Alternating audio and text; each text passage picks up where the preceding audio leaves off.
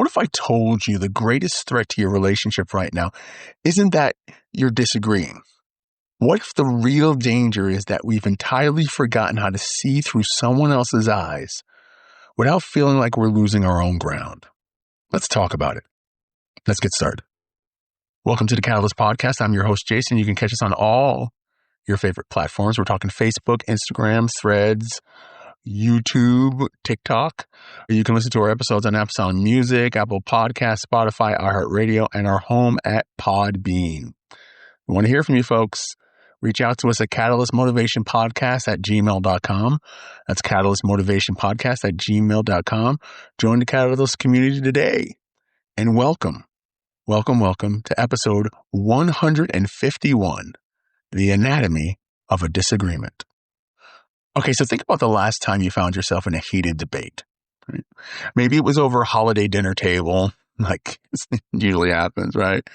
Or in a passive-aggressive Slack thread at work, or in a comment section of a social media post. In that moment, when the other person was speaking, what were you actually doing? Were you listening to understand a perspective, or were you just reloading your emotional weapon, waiting for them to take a breath so you can fire back? Yeah, that's what I thought. We've all fallen into this dangerous mental trap where we treat listening like a zero-sum game. We operate under this unspoken rule. If I validate your logic, that means I'm invalidating my own. Huh? Right? There's a massive life-altering difference between comprehension and concession. Understanding is not agreement. Let me repeat that. Understanding is not agreement.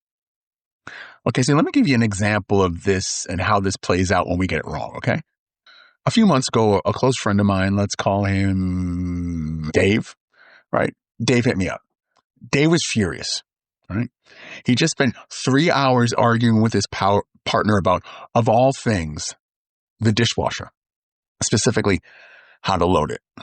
Kind of reminds me of my mother and my uncle fighting over an air conditioner. But let me focus on Dave, all right? Now, Dave's a meticulous loader, right? Bowls on top, plates facing the center, fork prongs up.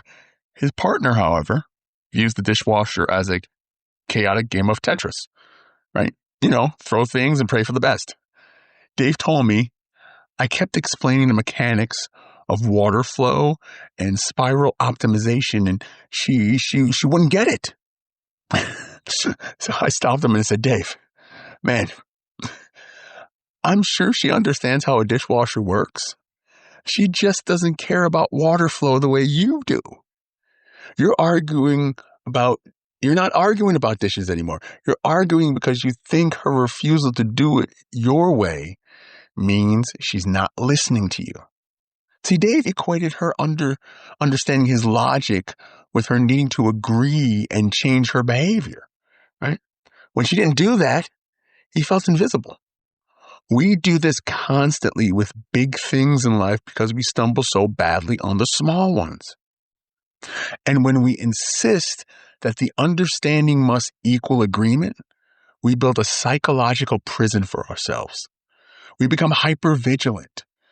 You start filtering every conversation through a defensive shield, thinking, if I agree that their point makes sense from their perspective, I'm somehow betraying my own values. Right? Now let's look what happens in our brains when we encounter opposing views, right? Now, behavioral scientists have found that when our core beliefs are challenged, our brains process that data using the exact pathways triggered by physical danger, right? When your amygdala fires up, right, your heart rate increases, your brain literally treats, a differing political opinion or corporate strategy like a saber-toothed tiger trying to eat you. It's insane. It is. According to a recent study on the socio-political polarization, Over 60% of people report actively avoiding conversations with individuals who hold differing core beliefs simply because they find the interaction too emotionally draining. And I've come across a lot of those people. I'm sure you have too. And think about that. Think about it right now. We're living in a world right now where we're choosing isolation over connection because we don't know how to navigate the space between understanding and agreeing. We are choosing isolation over connection because we don't know how to navigate the space between understanding and agreement. Think about that, folks. We've basically developed a collective allergy to nuance. It's like we're all suffering from a bad case of certainty syndrome. It's the comforting yet completely delusional idea that if you are right, I must be wrong. And if I understand you, I must be complicit in your rightness. But let's be honest for a second. Being absolutely certain about everything all the time sounds fucking exhausting, and it is.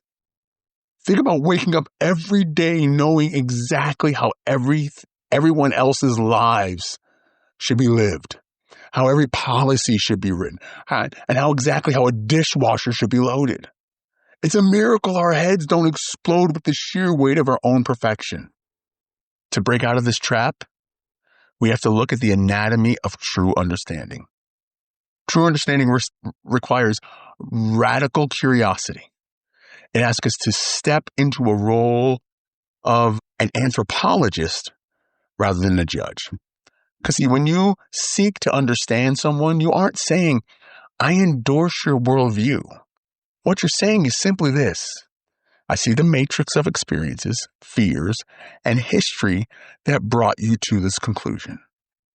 Think about a time at work when a colleague completely pushed back on a project you poured your heart into.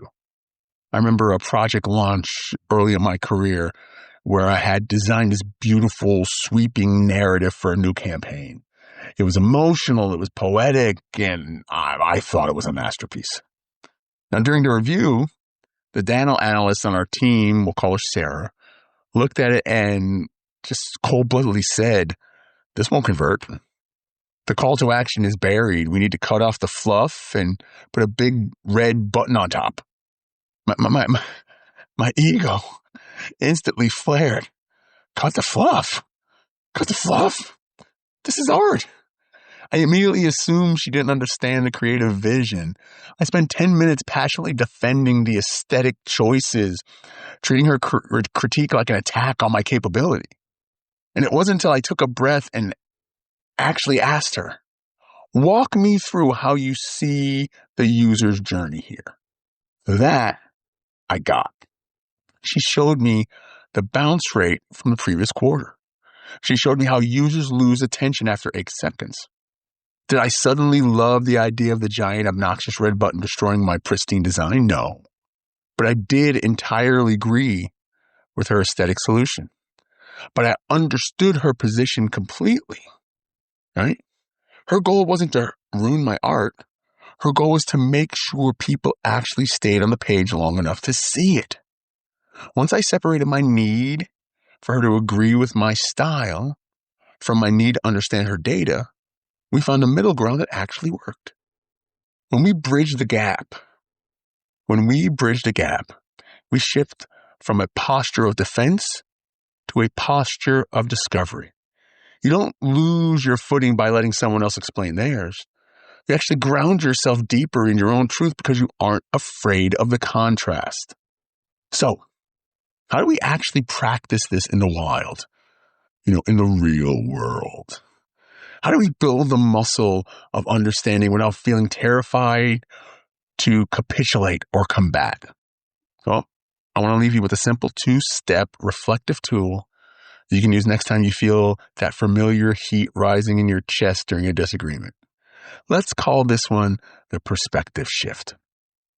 Okay, so the next time you find yourself stuck in gridlock with a partner, a coworker, or a family member, remember these 2 steps. All right. Step one, the internal acknowledgement. The internal acknowledgement. Okay. Now, before you respond to the point you disagree with, pause. Pause and say to yourself, or even out loud to them, the following. I can see how you arrived at that conclusion based on X, whatever it is, even though I view it differently. All right. I can see how you arrived at that conclusion based on X, even though I view it differently. What this does is it lowers the defense wall in the room, right? You're giving the other person the psychological oxygen of being heard without giving away your own stance. You're separating their intelligence from their compliance. That's step one. Step two, the help me see prompt, right? Ask one simple, open-ended question that forces you to listen and forces them to explain why instead of just shouting the what. Say this. Help me understand what the most important factor is for you in this situation. Help me to understand what the most important factor is for you in this situation.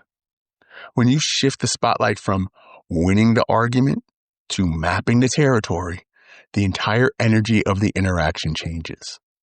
You still might walk away disagreeing on the outcome, right? Dave's dishwasher still might look disorganized, like a pile of chaos, right? Your creative project still might require compromises you aren't thrilled about, but you will leave the conversation with the relationship intact. You will leave with your empathy expanded and your own values clarified, right? Listen, we don't need a world where everyone thinks exactly alike. There are a lot of people out there who want that to happen, but we don't. You don't have to like the left. You don't have to like the right. But guess what? We have to communicate.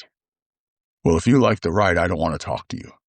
No red, no blue. Like, what are we doing, folks?